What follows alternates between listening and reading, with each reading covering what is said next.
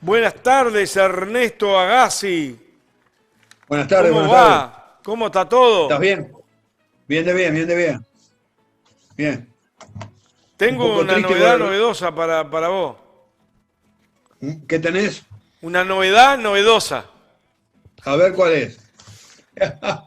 Dice la presidenta de la Asamblea General, es decir, la Sí, señora Beatriz Arguimón, sí. que la campaña de quienes se oponen a la LUC se miente descaradamente, dice ella. Es eso, Ajá. la noticia de la Sí, sí. senadora. Me quedo Sí, ahí. mira. Tendría que decir en qué se miente. A ver qué artículo, qué cosa. Vamos a decirle una cosa, Néstor. Decile que mire Antares TV y que nos diga en qué cosa mentimos. Yo la invito, Eh, yo tengo el teléfono, la llamo. vos no tenés ningún problema en reconocer si nos equivocamos en algo. Este, Ahora, si decimos la verdad, nos tiene que llamar y decirnos que estamos diciendo la verdad, ¿no? Ni hablar. No, no es hacer política estar insultando al otro, ¿viste? Eso no camina, no camina. Además, no vamos a entrar en eso. Nosotros estamos tratando de informar, de hacer comentarios, nuestros comentarios lucarios, para tratar de que todos pensemos, que razonemos y razonemos con argumentos, Néstor. Este, no, nosotros no somos de eso. Que no nos pongan esa bolsa y no nos va a sacar de la canaleta de pensar que los 135 artículos que estamos diciendo que sí hay que derogar son artículos negativos para el Uruguay. Y vamos a seguir analizando eso porque estamos convencidos y tenemos razones. Que nos contesten con razones las cosas que nosotros decimos, Néstor. Recién Eh, antes de salir tú, porque no tenías la computadora prendida, estuvo la gente de Afutu ajá. denunciando el tema de las horas y los recortes que se ven en la educación. Y la verdad que a uno se le para lo poco pelo que tiene de punta porque viene complicada la mano por el tema de la educación. Pero no te quiero sacar del eje en lo cual tú No, tenías que está ver. bien. Nosotros habíamos empezado a hablar de la educación la semana pasada, ¿te acordás? Sí, sí. Este, y dijimos, a ver, que la señora Jimón nos diga por qué ellos le sacaron la palabra pública a la educación. ¿Por qué ahora se dice que hay una educación y no se dice que es educación pública? ¿Por qué se la sacaron? Que expliquen, ¿no? Este, ¿Por qué dicen que la educación en primera infancia no es obligatoria en el artículo 140? Tienen que explicar por qué escribieron eso. En realidad es ella la que tiene que explicar esto, Niño de ¿no? 3 años ya no es obligatorio. Estoy leyendo yo hago resumen. Exactamente el artículo 140. Y después, este, decime una cosa, ¿cómo van a eliminar a los docentes de las direcciones de la educación? ¿No? ¿Quién es mejor para dirigir la educación? Nosotros habíamos razonado esto. ¿Será mejor que los policías? ¿Será mejor los diputados, los senadores? ¿Quién es mejor para dirigir la educación? ¿No? Este, ¿Quién es mejor para, yo qué sé, para dirigir la lucha contra las tosas? Y son los técnicos del Ministerio de Ganadería que trabajan en Astosa. ¿Quiénes son los que conocen más de la educación porque trabajan todos los días ahí? Porque nosotros esto ya lo analizamos, Néstor. En realidad no tiene ningún fundamento esto. No han explicado por qué ponen esos artículos. Ellos dicen después que eso lo dijeron en la campaña, que estaban en los programas, pero vamos a seguir hoy con lo de nosotros. Vamos a hablar de presupuesto hoy, ya que vos me tocaste la oreja, vamos a hablar de presupuesto. ¿No? Vamos a hablar de presupuesto, ¿no? Y vamos a hablar de los artículos que tienen que ver con presupuesto, ¿no? Primero, vamos a decir unas cosas para empezar, Néstor. En realidad, entre el 2005 y el 2020 se hicieron 231 escuelas nuevas, Néstor. Una escuela nueva es importante, cuesta $1.000.000. Cinco escuelas nuevas son importantes. 10 escuelas nuevas son importantes. 100 escuelas nuevas son importantes. 200 escuelas nuevas son importantes. 231 escuelas nuevas hicieron los gobiernos del Frente Amplio. Eso no lo pueden negar. ¿Cuántos liceos nuevos? Nuevos, 49. Porque estas cosas estaban muy atrasadas en el Uruguay. Hubieron ampliaciones de edificios, 291 ampliaciones de edificios, en un total de 3.333 obras nuevas. Esto, ¿Cuánto? ¿200? ¿Cuánto dijiste? 291 ampliaciones de edificios. Ahí incluye la famosa Escuela Brasil, ¿te acordás que se le amplió una parte? No se hizo nueva, sino que se respetó la escuela vieja y se la amplió. Yo digo la Brasil porque de esto se habló mucho, salió en la prensa todo el tiempo. Pero hubo obras de mantenimiento, 3.333, en un sistema educativo que estaba atrasado en todo esto. Entonces, estas cosas son objetivas. Por ejemplo, otra cosa que tiene que ver con una educación en crisis, ¿no? Son los centros de tiempo completo, ¿no? Entre los jardines y las escuelas. ¿Te acordás que se hablaba mucho? El tiempo completo se había empezado a hacer en el gobierno de Jorge Valle, ¿no? Habían 134 jardineras y escuelas de tiempo completo. Cuando terminó el frente, habían 337 de tiempo completo, ¿no? Los liceos llegaron a ser, en el 2019, 304 liceos de tiempo completo, ¿no? Y el Consejo Técnico Profesional, o la SUTU, vos que estuviste con la gente de UTU, en realidad habían 174 de tiempo completo. Esto, no sé, que la señora vicepresidenta revise los números, a ver si todo esto no es cierto. Ellos decían que la educación está en crisis, que no sé qué, que no sé cuánto, que hay una emergencia, pero todas estas eran obras nuevas o decisiones nuevas que en realidad el presupuesto, que cuando el Frente tomó el gobierno era el 3,1% del PBI, del Producto Bruto, era para la educación, cuando terminamos era el 5%. ¿Y de qué presupuesto? No era el presupuesto de Jorge Valle, era el 5% de los presupuestos del Frente Amplio, ¿no? Sí, a Capaz que ver, una cosa... aclarando eso, porque no es lo mismo el 5% de 100 que el 5% de 500. Exactamente.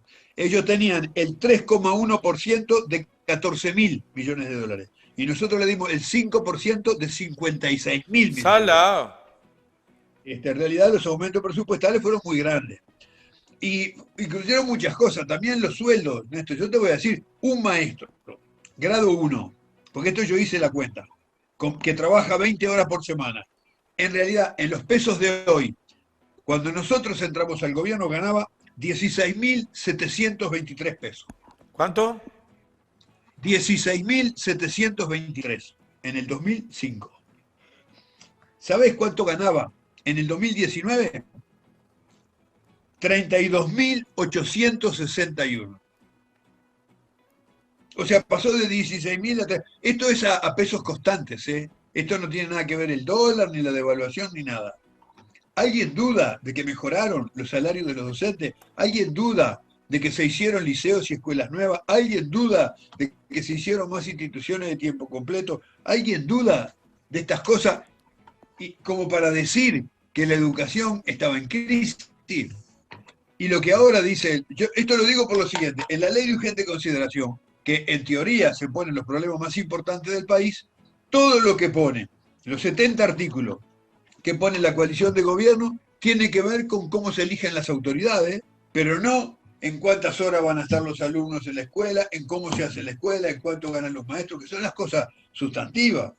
A mí me parece que, y vos fíjate, yo voy a decir ahora lo del presupuesto, Néstor, ¿no? Lo voy a decir ahora. Porque, ¿qué pasa? En el 2020, lo que se decidió por el famoso decreto aquel 90020, ¿no? Que el 85% del crédito presupuestal del 2019 se le dio. O sea, se le dio a la educación lo que le había dado el Frente Amplio, ¿no? Reducido en un 25%. O sea, lo primero que decidió el gobierno fue bajar un 25% el presupuesto de la educación que le había dado el Frente Amplio. Esa fue la primera decisión. Entonces, si vos tenés un sistema educativo en crisis, tu primera medida es reducirle el presupuesto, no sé, que me explique la señora Beatriz, ¿cómo arreglar las cosas recortando el presupuesto un 25%? ¿No? Yo creo que está bien, lo que el gobierno presentó fue un presupuesto austero, ¿no? Está bien, pero le baja el presupuesto a la educación.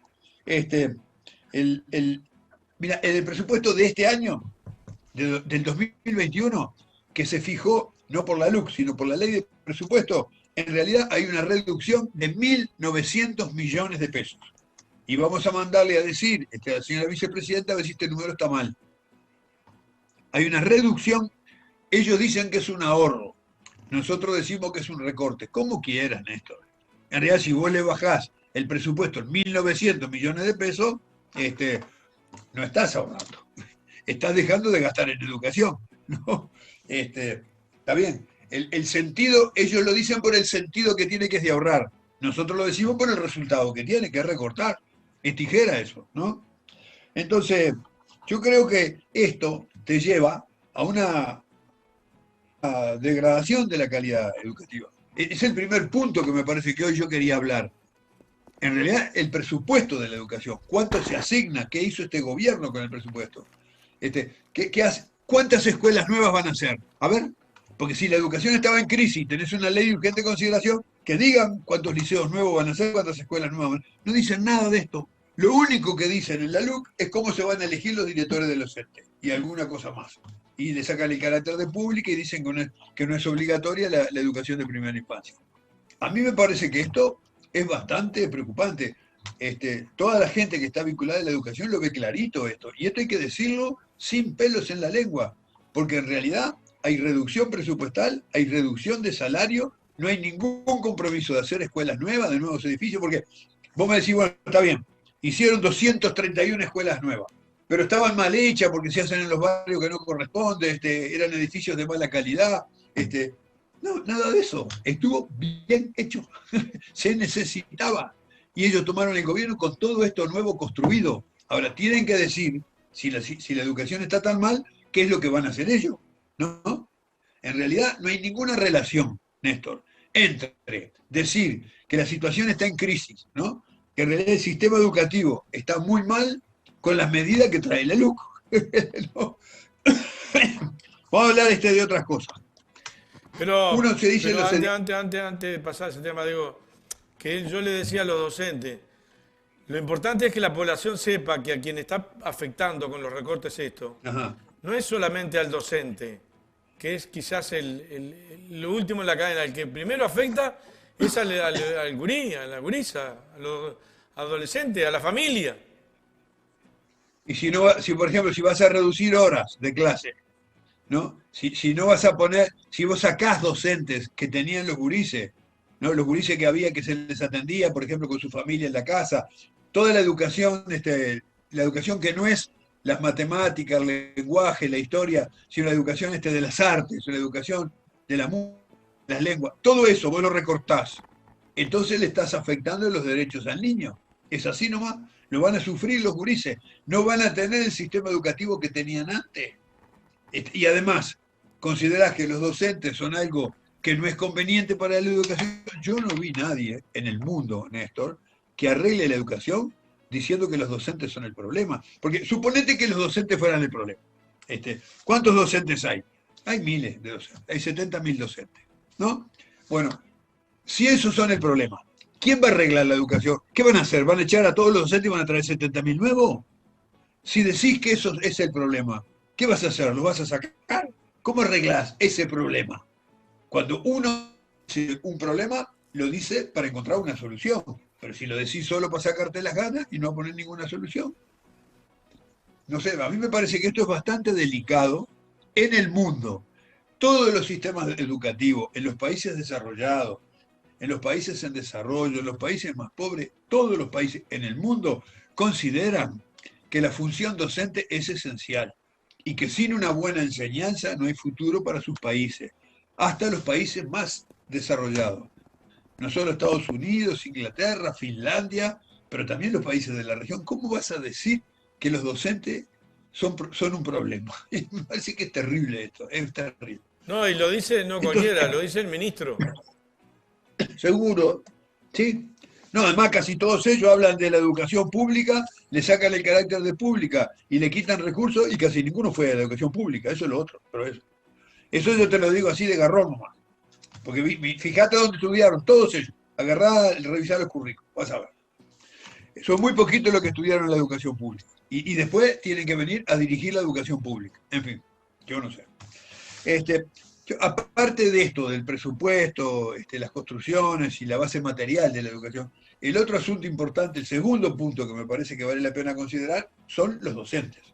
¿Cómo se forman los docentes? ¿Cómo se recibe del maestro una persona? ¿No? Me parece que se ha hablado mucho de que hay que mejorar la formación de los maestros, la formación de los profesores, ¿no? Porque en realidad ellos se forman en los institutos de formación docente que dependen del ministerio, y que son organismos que no tienen un nivel de enseñanza, no tienen una profundización, y todo el mundo dice que deberían tener un nivel universitario. Si vamos a hacer un puente, vos vas a tener un ingeniero que te hace los cálculos de la resistencia de los materiales, vas a tener un arquitecto que diseña las formas del puente, que tiene un nivel universitario, que estudió unos cuantos años, que hizo sus estudios, hizo sus revisiones bibliográficas, hizo sus cálculos, tiene la formación básica, y entonces vos te quedás tranquilo de que el puente en que hagan no se va a caer. Lo mismo con la salud. Lo mismo. Ahora, ¿por qué un maestro no tiene formación universitaria? ¿Por qué no tiene formación en pedagogía, no tiene en educación en sí mismo, que estudie para qué es la educación, ¿no? ¿Qué vinculación tiene la educación con el proyecto de país que querés construir? ¿Cuáles son los fundamentos de la pedagogía? ¿Cómo hay que considerar a los niños? En realidad, lo que importa es lo que él enseña, o lo que importa es lo que el alumno aprende. En realidad se debería llamar Ministerio de Educación o Ministerio de Aprendizaje. ¿Cómo se prepara a la gente para el consumo? Para el futuro, ¿no? No es una cosa boba que está ahí, que el maestro viene con un balde y se lo pone en la cabeza y entonces ya sabe. Eso requiere una formación muy especializada, ¿no? Entonces, esto se discutió mucho. Estuvimos a punto de aprobar la creación de una universidad de la educación, que era la idea que tenía el Frente Amplio. Y teníamos el proyecto. El problema es que para crear una universidad se necesita una mayoría especial. Y la oposición en aquel momento, que es el actual gobierno, no dijo que eso no lo votaba. Ahora, en este momento que ellos son gobierno, ¿a los docentes se le va a dar formación universitaria? Porque esto está en los artículos 139, en el artículo 171, dice que se harán todos los esfuerzos para que tenga carácter universitario. Mirá lo que dice el artículo, se harán los esfuerzos para que tenga carácter universitario. Ahora, ¿qué es? Esto es una promesa en vacío. Se harán los esfuerzos para que tenga carácter. ¿Y por qué no hacemos una universidad? ¿Por qué no decimos que tendrán formación universitaria? Vamos a responder a una necesidad del sistema educativo, que es la muy buena formación de sus docentes, ¿no? En realidad hay un instituto, hay un programa nacional de formación de los docentes, ¿no? En el MEC. Pero en realidad lo que debería haber es una universidad de la educación, así como hay una universidad para la formación de la salud, para la formación de las matemáticas, para la formación de todas las cosas. A mí esto me parece que, junto con la infraestructura y el presupuesto y la cantidad de escuelas y las horas que los alumnos van a clase, todo eso es importantísimo, la formación de los docentes. Y los artículos que hay en la LUC, yo te mencioné el 139 y el 171, no dan respuesta a la necesidad de la formación universitaria de los docentes. Ya sean maestros, ya sean profesores de liceo, ya sean profesores de los centros tecnológicos, tienen que tener formación universitaria. En el mundo de hoy es así. Yo te diría que incluso en los países desarrollados también tienen formación universitaria los policías, y también tienen formación universitaria los militares. Tienen que recibirse en una universidad donde tienen una formación de fondo para las tareas que van a tener posteriormente. Y ni decir de los pedagogos, de los maestros, de los que se van a dedicar a eso tan importante en la sociedad, que es tomar esa arcilla nueva que son los niños y sacar ciudadanos después. No puede tener una formación de segundo nivel esto. Yo te diría que de todas las formaciones que hay en el Uruguay, esta me parece que es la más importante, porque esta es la que produce el futuro, Néstor, ¿no? Ojalá que vos, para ser comunicador, hubieras tenido la posibilidad de tener tus estudios universitarios y que hubieras hecho todas las materias, la historia de las comunicaciones, las formas de comunicación, cómo se hace en el resto del mundo, qué enfoques tiene, qué doctrinas hay que regulan la comunicación, todas esas cuestiones tan básicas. Y en realidad vos te formaste a los golpes, ¿no? Leyendo cosas, informándote, pero sería bueno que para todas las cosas nosotros tengamos un carácter universitario en nuestra formación. También los docentes. Y yo creo que la otra cuestión que me parece que es importante es cómo se organizan los institutos que dirigen toda la educación pública, aunque la ley ahora no diga pública, pero es la educación pública, es la educación del Estado, es aquella a la que fuimos todos nosotros, ¿no? En realidad, viste que la Administración Nacional de Educación Pública, la ANEP, tiene un consejo directivo, ¿no? Ese consejo directivo, antes se exigía que quienes lo integren tuvieran una trayectoria educativa. ¿Cómo vas a nombrar a alguien que va a conducir el barco, ¿no? Debe tener una trayectoria educativa, ¿no?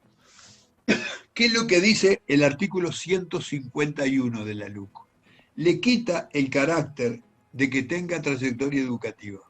En realidad, lo que tiene que tener es compromiso con los planes de educación en marcha.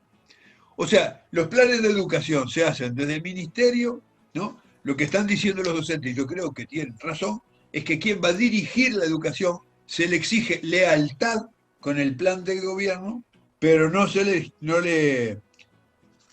exige, digamos, que tenga experiencia y que pueda decidir con su cabeza. Porque en realidad, si tienen experiencia, si hace años que están trabajando, por algo los entes de enseñanza son autónomos, ¿no? En la Constitución de la República, desde siempre, la enseñanza fue autónoma.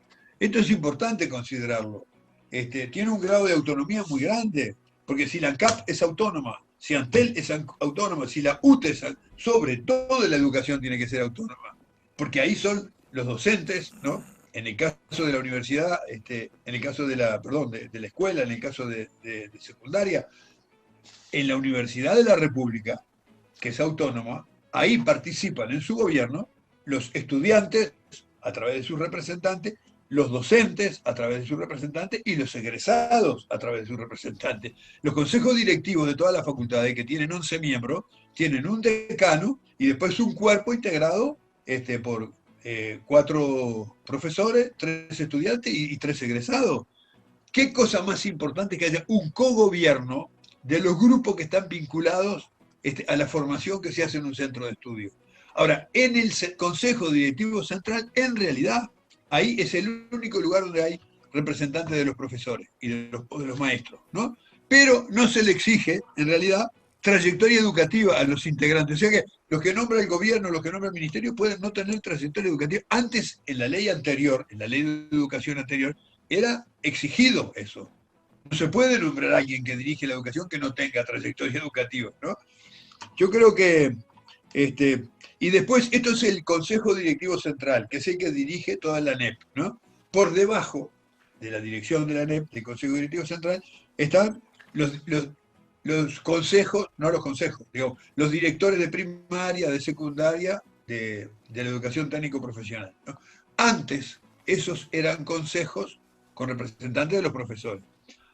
Ahora, eso lo cambiaron, lo cambió el artículo 160 de la LUC, ¿no?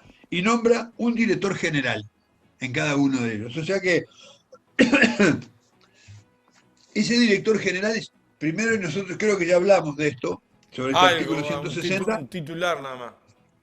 Porque sustituimos un consejo que tenía alguien designado por las autoridades, tenía alguien designado por los profesores, ¿no? Y que dirigía la enseñanza, ahora ponen un director. Fíjate qué cambio importante que es Néstor. Cambias un cuerpo de gente que tiene sus puntos de vista, su historia, por una persona que dirige. Es como llevarlo a una dirección unipersonal, ¿no? Pero, ¿quién los elige a esas personas que van a dirigir? El gobierno turno. Lo elige el Consejo Directivo Central, y que hablamos recién, que está regido por los artículos 139 y 171. ¿Y cómo los elige? Por mayoría de votos fundados, pero no exige idoneidad en el ente, ¿no? Primero, no hay democracia en la conducción de primaria, de secundaria o de la UTU. No participan los docentes, es una persona que va a dirigir todo. Pero además, esa persona, que se elige por mayoría en el Consejo Directivo Central, no se le exige que tenga idoneidad. O sea, el Consejo Directivo Central me puede designar a mí para dirigir la UTU, porque la ley no dice que debo tener idoneidad en eso. Entonces me parece que todo esto, la forma de elegir el CDC, la forma de elegir en realidad las direcciones generales, va en el sentido de una obediencia de arriba para abajo. Y eso, Néstor, es contrario a los hechos educativos, es contrario a la organización de la enseñanza, es contrario al clima que tiene que haber en un centro de enseñanza. En un centro de enseñanza tiene que haber cabeza abierta, tienen que escucharse todas las capas.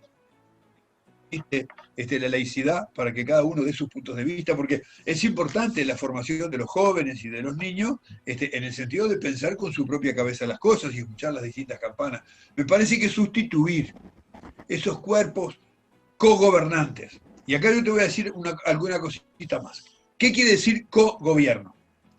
Cogobierno quiere decir que hay gobierno compartido, ¿no? Hay un gobierno compartido entre las autoridades, compartido por los maestros. Vos fíjate que la institución que tiene más cogobierno es la Universidad de la República, que tiene la ley orgánica de la universidad, que es del año 1958, que costó muchas luchas de nuestra sociedad y que al final se aprobó por... Esa ley establece el cogobierno. Ahora, hay algunos integrantes del gobierno que se formaron en el cogobierno universitario. Por ejemplo, el señor secretario de la presidencia, el señor Álvaro Delgado, él fue consejero estudiantil en la Facultad de Veterinaria. Y después fue representante de los estudiantes en el Consejo Directivo de la universidad. Entonces, él participó en el cogobierno como estudiante, junto con los profesores y con los egresados. Después de haber hecho esa experiencia, ¿cómo puede venir ahora a la ley que organiza toda la educación a cambiar el cogobierno por una dirección unipersonal electa de arriba para abajo?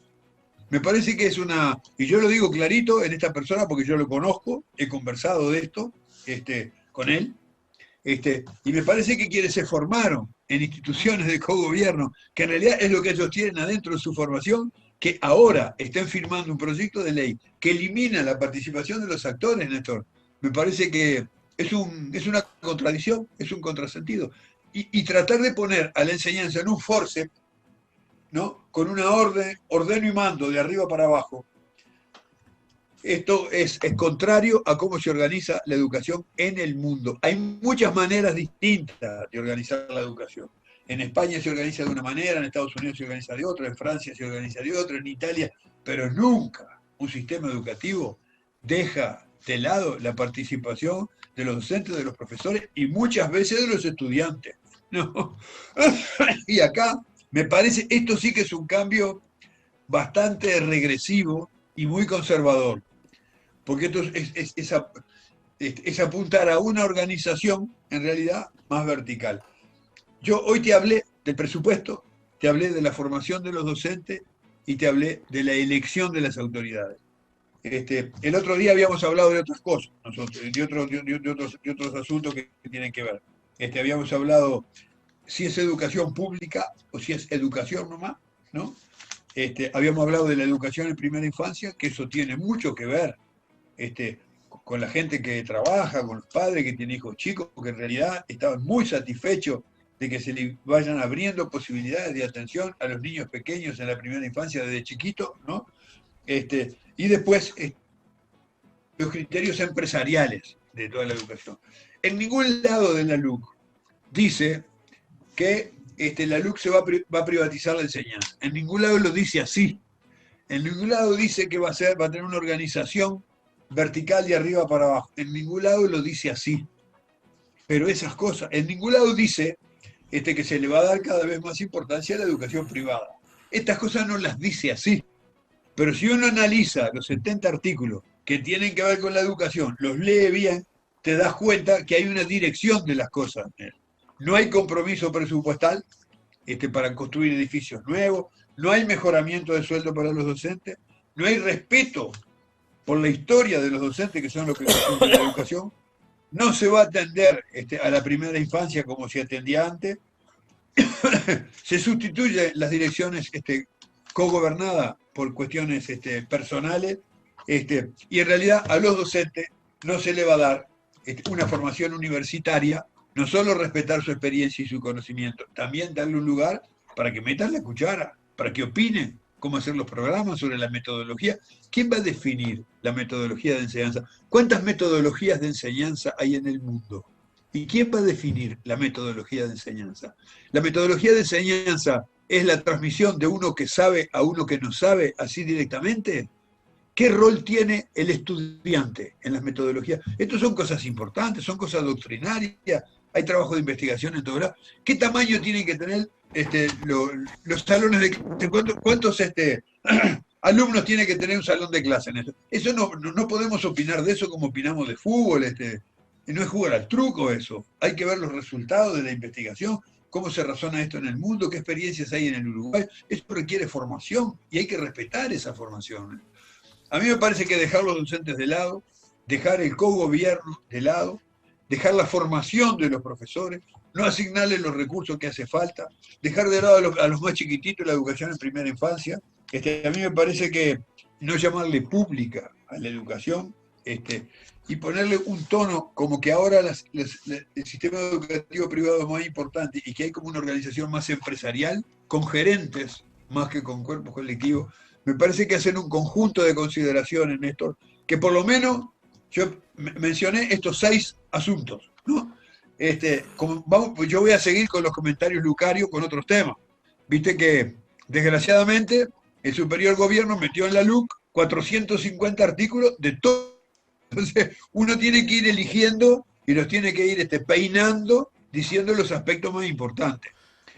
Si los oyentes que me miran este programa se le ocurre plantear algo, preguntar o decir alguna cosa, con mucho gusto lo aceptamos, Néstor. Si no, nosotros seguiríamos tratando otros temas, ¿no? Un agregado que yo lo mamé desde, igual que vos, desde niño. La escuela de Varela era basada en la escuela pública. ¿Y ahora? Ajá. La escuela. Ahora, nadie dijo por qué le sacaron pública. Pero le podríamos preguntar a la señora vicepresidenta, ¿por qué le sacaron pública? Explique. Eso no le explicaron a nadie. No estaba en ningún programa tampoco, ¿eh? Yo leí los programas. Ningún programa decía, ¿no? Lo que decían es que iban a privatizar acá, todas esas cosas, otras cosas de las que hablaremos después. Pero que le iban a sacar pública a la escuela, nunca lo dijeron. Y que los docentes lo van a dejar de lado, tampoco lo dijeron, ¿no? En fin, me parece que son algunas consideraciones, yo lo digo con cierta vehemencia. Vos sabés que yo tengo una formación en el área educativa de toda la vida, yo siento mucho esto, lo conozco, y me parece que esto es un retroceso muy grande para el futuro del Uruguay, ¿no? Porque en realidad el Uruguay somos un país chico, con pocos habitantes, tenemos que encontrar caminos de desarrollo, tenemos que hacer muchas cosas para desarrollarnos, y el sistema educativo desde que nacemos para todos los uruguayos, así como en los últimos años han llegado a la educación universitaria hijos de trabajadores y empleados, la universidad también se descentralizó, salió al interior, ha crecido mucho en la matrícula universitaria. Me parece que ese camino lo tenemos que seguir y ojalá todos los uruguayos tuviéramos una información superior, que la gente lo pueda hacer, que tenga los recursos, que pueda acceder a beca. Eso, todos los países que se han desarrollado en esto, todos, desde los países capitalistas más desarrollados, los países medios, los países raros como Corea, todos esos países, lo que están haciendo los chinos, todo lo que hacen los cubanos, todos le dan una grandísima importancia a la investigación, a la formación de los docentes y a la educación de sus pueblos, para que cada vez tengan más herramientas para enfrentar este mundo incierto en el que nos toca vivir. En fin, yo vi una época ahí corta, estos 10, 15 años pasados de gobierno de Frente Amplio, la importancia que hoy se lo decía yo a los trabajadores de AFUTU, de la UTU, la plata que invirtió el gobierno nacional, particularmente con el tema de la UTU, porque era un sentimiento que estaba en la población además. Las UTU, cómo crecieron su matrícula, las UTU. Hoy me duele en el alma, y no soy docente, con mis 4 años de liceo nada más, me duele en el alma que le estén cortando a la educación en general. Pero cuando yo escuchaba a Daniel, que era mecánico, profesor de mecánica automotriz, y a Richard, profesor de mecánica industrial. O sea, pero es un crimen. Sí, sí. Sacarle grupos de estudio, te das cuenta que con el mundo ahora hay muchos autos, aumentó mucho el consumo de autos nuevos. ¿Sabés que para hacer el mantenimiento, para atender los sistemas mecánicos de los autos nuevos, los mecánicos de antes no sirven? No. Ahora Tenés que no tener tenés más escáner, un montón de computadoras para poder arreglar el auto. oro, ya no, ya no se usan más los carburadores. Sí. Ya no los autos no tienen platino, no tienen sistema Delco. Va a ¿No? parecer viejo. Entonces, seguro, antes con un alambre y una pinza y un poco de experiencia, más o menos lo hacías andar, ¿no? Y ahora, ¿qué haces?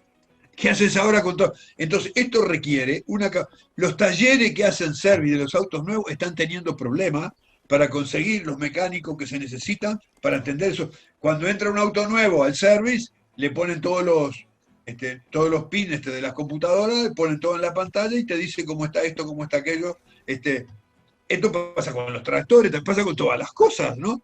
¿Cómo vas a parar vos a poner menos horas de formación en los futuros mecánicos, en los que trabajan con la metalurgia, en los que trabajan con la madera? ¿No?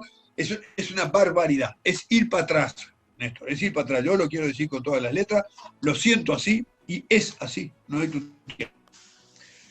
podíamos hacer muchos programas de Andares TV dedicándonos a este tema y analizando mucho más en profundidad todos los artículos. Lamentablemente nos vamos a tener que ir ocupando de otros temas también, ¿no? Que también son importantes para el país. Yo sé que son importantes todo lo demás. Yo quería remarcar esto porque lo he dicho. Se lo dije a los profesores ahora cuando se fueron. La LUC hay un montón de recovecos y hay un montón de cosas que hay que resolver y que hay que discutir y que hay que hablar. Pero con el tema de la educación, se la agarraron con el tema de la educación, una cosa que es la columna vertebral de cualquier país que quiera avanzar, se lo están dando en la nuca, pero es increíble. Es una cosa que... ¿Vos te acordás, Néstor, hace 3 años, todo lo que se hablaba de las pruebas PISA? Sí. Nadie habla más de las pruebas PISA ahora. ¿Qué eran las pruebas PISA? No. Parecía que las pruebas PISA eran como una cosa que caía del cielo y que era terrible, era una bomba sobre el Uruguay. Ahora no se habla más. Vamos a ver, cuando cierre este año y tengamos los resultados del sistema educativo, con todas las carencias que tiene, y vamos a comparar ese sistema educativo con el sistema educativo que había antes, ¿no? En realidad, aquí hay un problema, Néstor. Todas estas medidas, ¿no?, que tiene la ley de urgente consideración, todas, en todas las áreas, en realidad van a llevar a un retroceso. Lamentablemente no podemos esperar a que se dé ese retroceso para después hacer el referéndum, ¿no?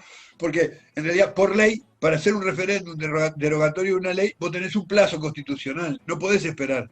Si nosotros esperábamos 3 años para medir los resultados de todo esto, el referéndum es una paseadita.